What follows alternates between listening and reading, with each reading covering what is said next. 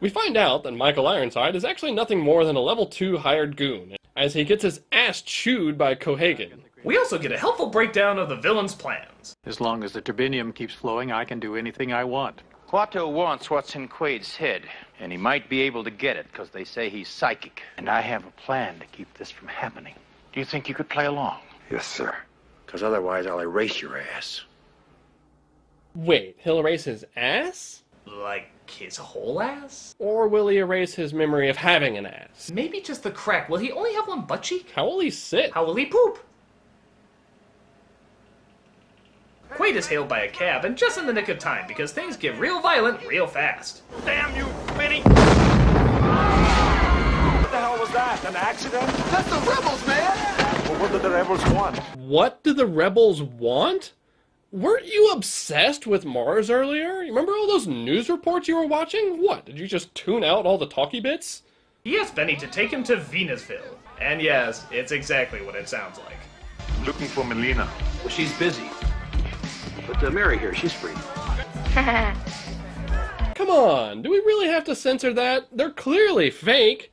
I mean, can we at least see the middle one? Well, my thought is, if someone's actually going to jerk off to this, they might as well pay the original source material and buy the DVD so that they can jerk off to it. It's just common manners. He meets Melina, a member of the underground, and of course part-time stripper with a heart of gold. Gotta pay the bills, I guess. You son of a bitch.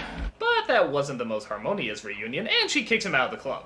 Back in the suite, he's put to a new test. I'm afraid you're not really standing here right now. You're strapped into an implant chair, and I'm monitoring you from the psychoprobe console. I want you to come back to me. Bullshit. What's bullshit, Mr. Quaid?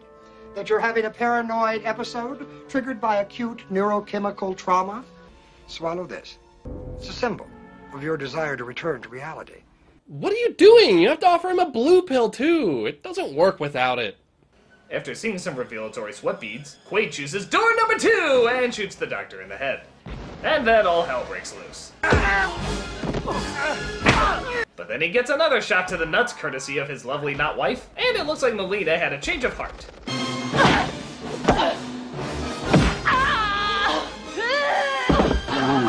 Cat fight. Doug. I think those testicles are demanding revenge. After all, we're married. Consider that a divorce. With Ironside hot on the trail, they go to meet the leader of the rebels. I push you for no reason. Out of the way! They escape into the tunnels behind the bar, while Michael Ironside and the science police start shooting up the place. Science police? Linkara would get it. Where are they? I don't know.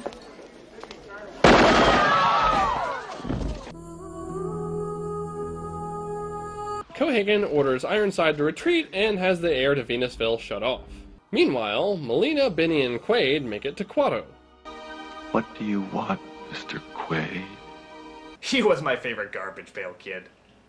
He attempts to read Quaid's mind, but unfortunately the party is busted up by Cohagen's massive underground drills. Get to the airlock! Follow me! Get to the chopper! Oh wait, wrong movie. La la la la! It looks like they've escaped, but then we find out that Benny's not the fun comic relief character we thought he was. Congratulations, Quaid. You led us right to him. How can you do this? You're a mutant. I got 4 kids to feed. So what happened to number 5? Ah, shit, man. You got me. I ain't even married. I'm working on my one-liner for your death scene even as we speak! Melina and Quaid are taken to Cohagen, who reveals that everything up until this point has been a setup by them, in order to get close to Quato. You see, it's my body you've got there. And I want it back. Sorry to be an Indian giver. So, adios, amigo.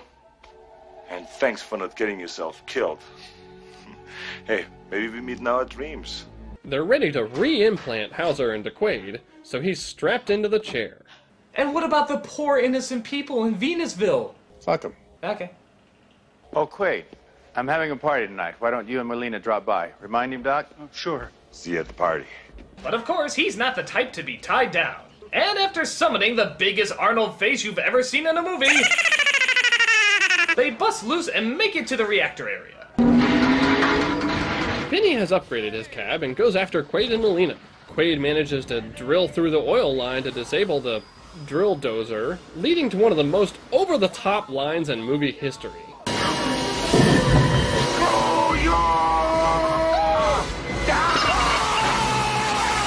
Drill Dozer is an action-adventure platformer game for the Nintendo Game Boy. Shut up!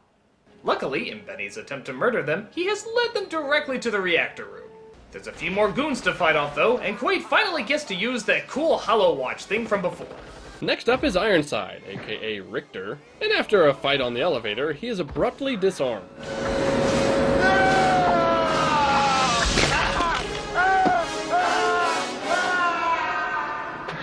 See you at the party, Richter. I'll lend you a hand. We'll have a farewell to arms. It won't be too limiting. Because I took your limbs, haha.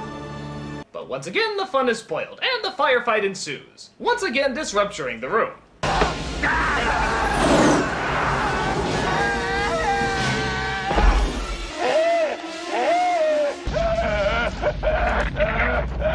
Oh my god, he's changing into the truck driver from Pee-wee's Big Adventure!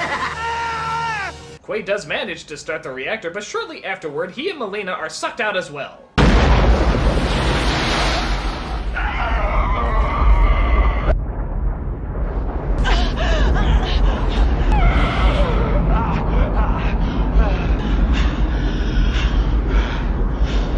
Now, Sci-Fi Guy, I'm glad to have you around for this scene because I've been meaning to ask, is this really what would happen if you were exposed to a near vacuum? Is the whole explosive decompression thing real?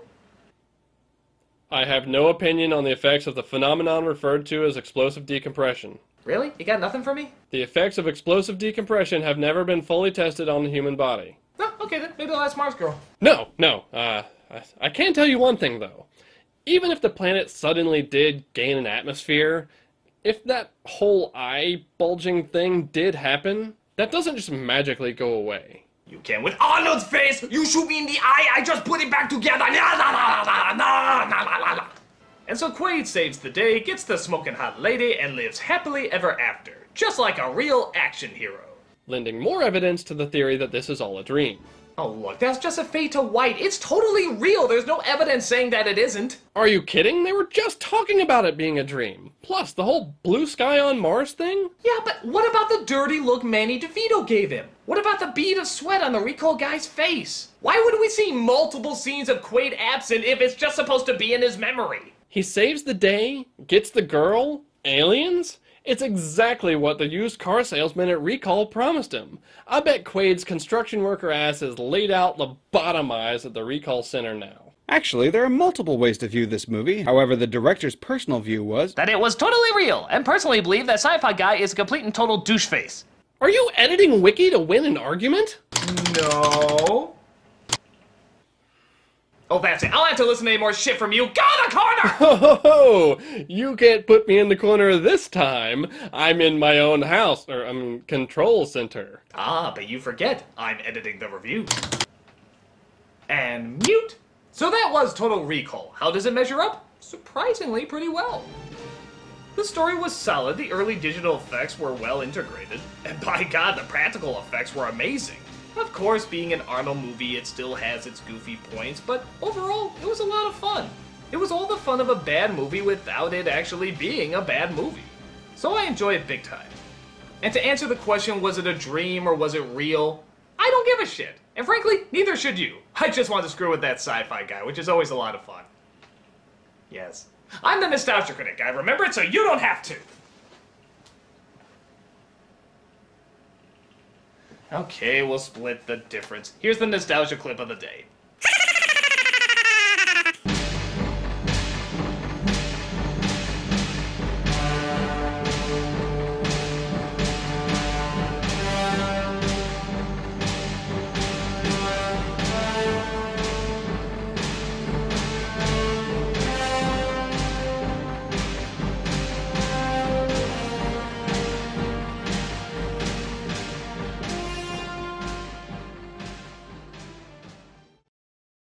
Just shoved real hard.